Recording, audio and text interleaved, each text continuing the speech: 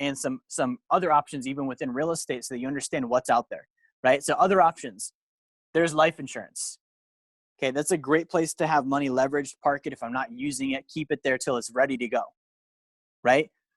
Real estate, obviously we covered that, but there's residential, there's office, there's retail, there's apartments, there's mobile homes, there's storage facilities. There's so many types and ways of investing in real estate.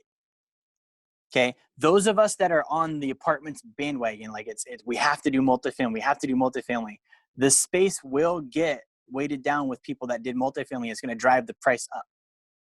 When prices go up, cap rates go down, meaning that my cash on cash yields and returns are going to drop. Real estate won't be as profitable because it gets saturated, right? So one of my best friends that I talk to, he invests in real estate all the time, but he doesn't do giant multifamily. He looks for depressed areas with 30 to 40 units and he buys them at a fair price.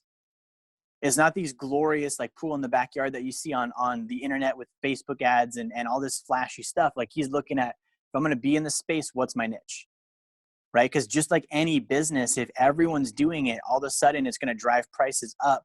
It's going to cost me more to get in and it's not going to be as profitable. There's also retail, office, residential, mobile homes. By the way, my personal favorite is mobile homes. Where else am I going to see a 14% cap rate?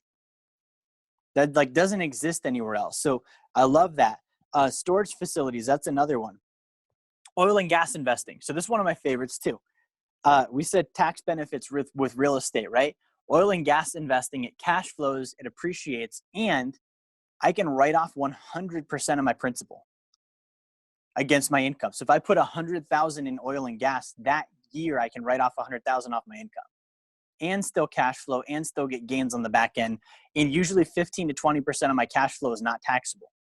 So even on the income, I've got benefits there too, right? So that's one most people honestly have never heard of. They didn't even know that's an option.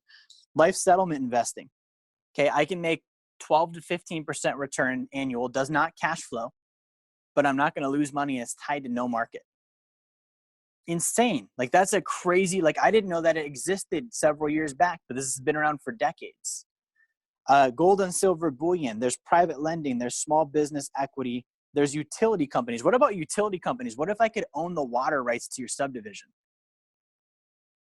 Okay, that's like, that's probably the most recession-proof one. You need water. If I own the water, like, sorry, you lost your job. You still need the water. Right? Like that's one, again, most people never talk about that. One of my mentors, that's like one of his main deals. As a kid, I'd ask him, what do you do? He'd be like, I sell water. And I was like, what are you talking about? Like little did I know, like he controlled the water to my house. Right? But that's a real investment and that's outside of real estate.